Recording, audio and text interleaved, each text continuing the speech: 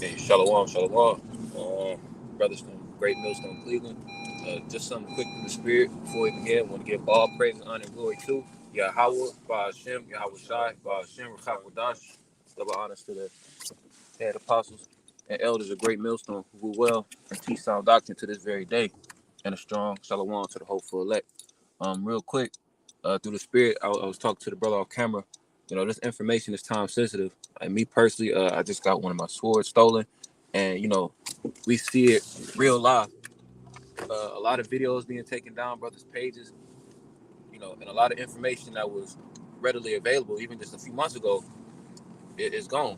And you look into that word famine, it doesn't mean obsolete, but it means extremely scarce.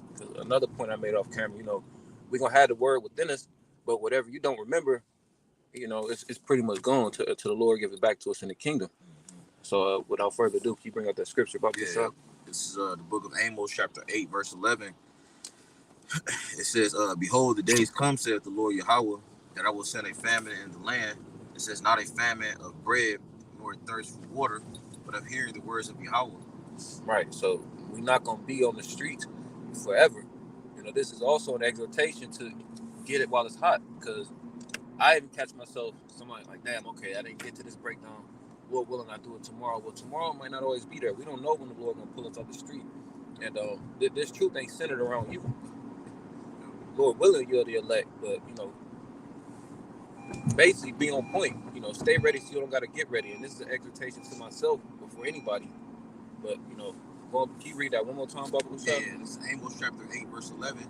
Behold, the days come, saith the Lord Yahawah, that I will send a famine in the land, not a famine of bread, nor a thirst for water, but of hearing the words of Yahawah. Right. So the teacher's going to be taken off the street eventually. So as far as this information reaching the masses, that's not going to be happening. That's why in Isaiah 24:11, if you don't mind, can you grab that real quick? It said there's going to be a crying for wine in the streets.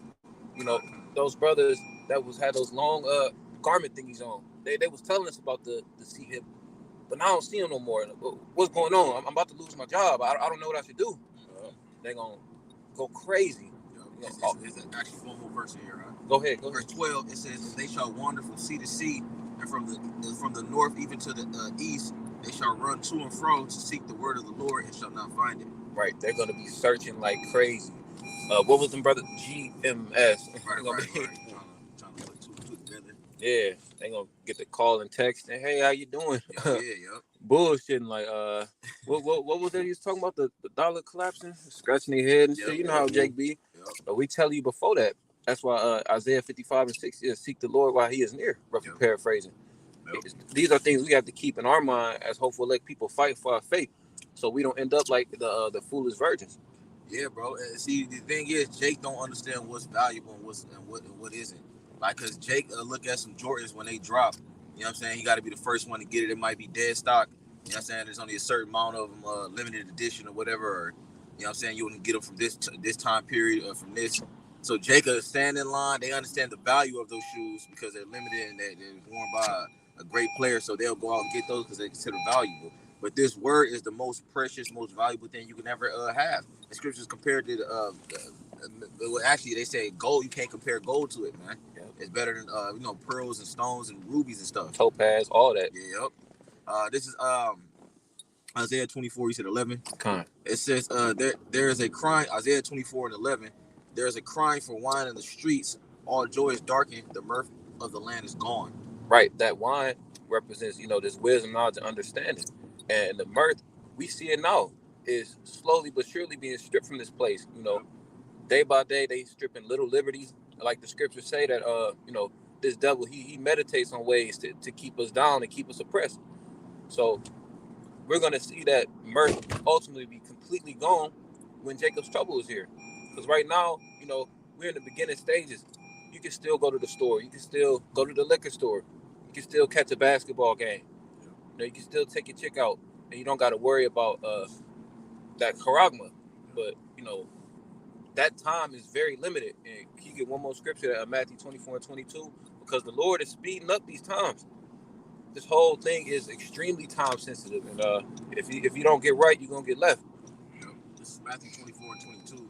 And except those days be shortened, there shall be no flesh. There shall no flesh be saved. but for the elect's sake, those days shall be shortened.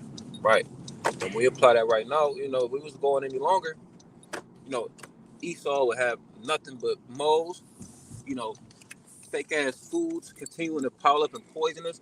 You know, it would be all out chaos, more chaos than it already is, because you know his plans of the NWO will be closer to being fulfilled.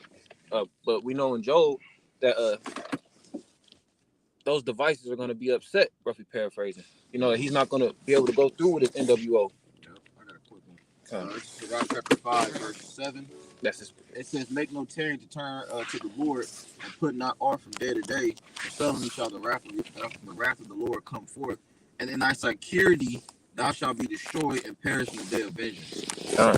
Yeah, man. So just just going into harping on the point that the brother was talking about, man. Hey, man, get this thing is time sensitive. Get this truth while you can, and don't play no games, man. Because the scripture talk about that. Matthew's the 25th chapter about the five wise virgins and 5 foolish virgins, man.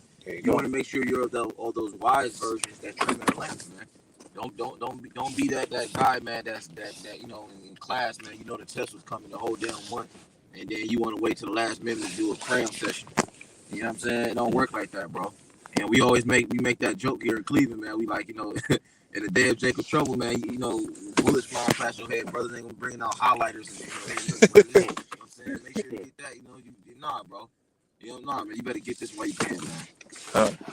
So with that, I want to give all praise, honor, and glory to Yahawashi, bahasham, Yahawashi, bahasham, Rawchaa Qadash. Once again, double honors to the elders and the apostles, the great millstone who will well and teach sound doctrine, and a strong shalom to the hopeful elect. Kwame Yasharallah and the Bamba Boy.